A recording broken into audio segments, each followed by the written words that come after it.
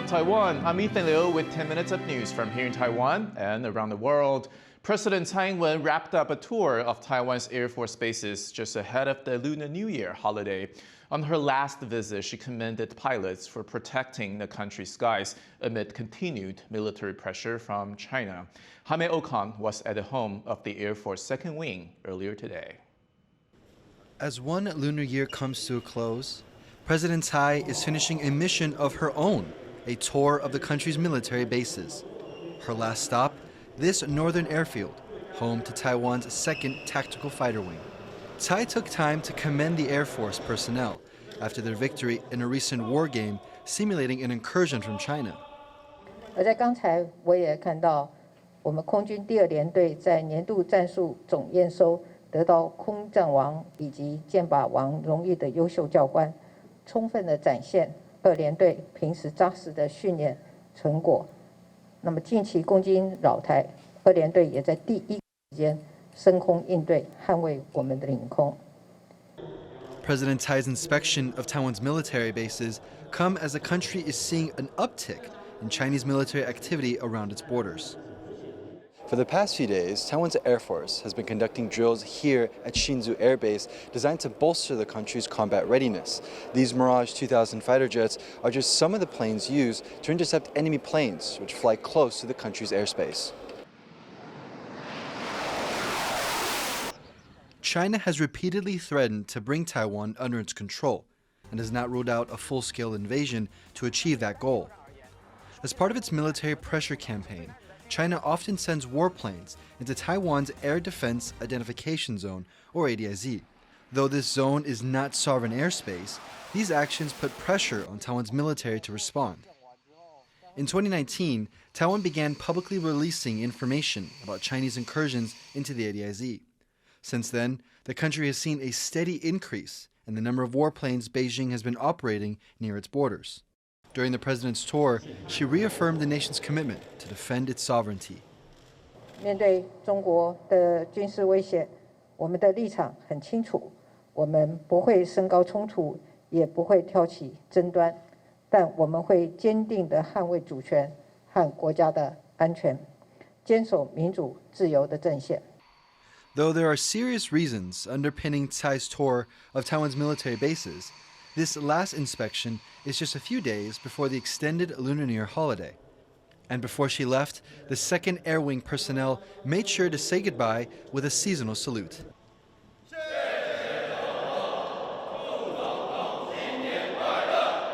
Alex Shin and Jaime Okan in Hsinchu County for TaiwanPlus.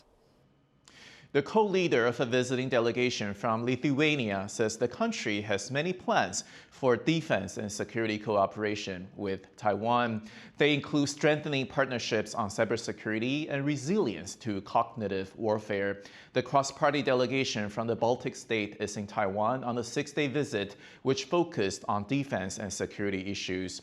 Lithuania has become the vocal supporter of Taiwan on the international stage, often drawing retaliation from Beijing. At the press conference in Taipei, Lithuania's former foreign minister said the country's position within NATO helped bring about a tougher stance on China. It means for the first time, all member states, NATO member states, agreed that China poses threats to our values. It means that in the future we could think about more active role of NATO in the Indo-Pacific region. A major highway in eastern Taiwan is set to reopen on Sunday after rockslide earlier in the week. Landslides like this aren't unusual in this rugged part of the island, and one lawmaker thinks the government hasn't done enough to ensure that the road is safe. John Van Trist has more. 1,200 cubic meters of rock. That's how much these excavators have to work through. They're racing to clear the Suhua Highway, the artery that links the east of Taiwan to the rest of the country. It's been blocked since a landslide Wednesday. Work crews say the road should reopen on Sunday, but the closure may still have an impact on the economy of the eastern region, a scenic area and popular tourist spot. 目前来说，其实取消的或者是延期的比例不到5%，但最后我们认为影响的应该会在20%到30%。The government has had to increase train service to the East Coast to pick up the slack. It's also arranged a temporary ship service to help bypass the blocked road starting Friday. The incident has highlighted the region's dependence on the highway and its vulnerability to landslides. And it comes just before the Lunar New Year, the busiest travel season of the year.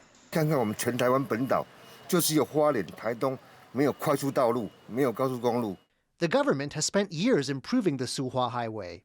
It finished a series of major works in 2020 that nearly halved travel times. But some think this doesn't go far enough. They say a program to improve safety that includes shoring up mountain slopes along the route has stalled. 6、7年来完全没有任何动静，我们到现在还没有看到时期跟日程，只看到口号。什么时候要给花莲台东人安全回家的路？ Though Taiwan's transport minister disagrees and says the project should be done by 2032. 我们现在就是全力把这一个说案赶快让它完成。现在已经重要规划完成现在我们在审了，然后环评也同步在进行。短期就是继续在电波再做一些强化。 It seems that even after road traffic on the highway resumes, the issue of how to keep this critical link open is set to remain a source of political friction. Howard Zhang and John Van Trieste for TaiwanPlus. Cash for some and nothing for others. A cabinet spokesperson has told TaiwanPlus that the government's decision to limit a cash handout to certain foreign residents is because it's using the same rules as for a previous voucher scheme. The cabinet on Thursday said foreign nationals with permanent residency, diplomats, and spouses of Taiwanese will be eligible for one-time cash payments of nearly $200, the same as Taiwanese citizens. But all other resident foreigners, including migrant workers, are excluded. The spokesperson said eligibility was the same as for vouchers handed out at the height of the COVID pandemic. The one-time cash offer comes after the government took in significantly more tax than it originally budgeted for. Officials say the money will help people amid a slowing local economy and rising inflation.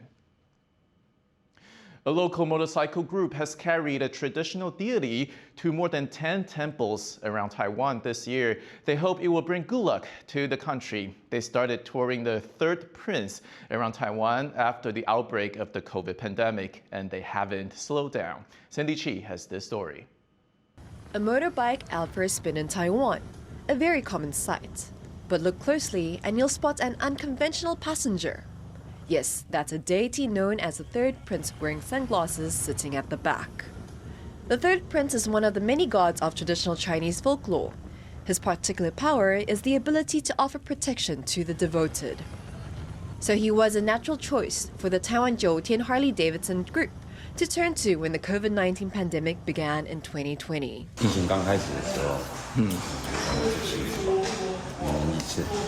And so they did.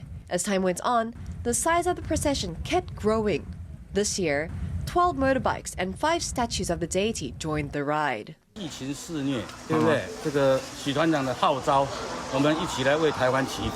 我觉得这是一个很有意义的事。 And as the bikers' leader explains, such processions have a long history in Taiwan, even if the addition of motorbikes is a new twist. 也是台湾人非常喜欢的一种活动，所以说我们就用这个方式变成就是一个哈雷中年大叔进香团，这样蛮嗨的，而且沿路都人家一直在拍照。 It may not be like what you imagine when you think of a religious procession, but this group of bikers is happy to defy expectations.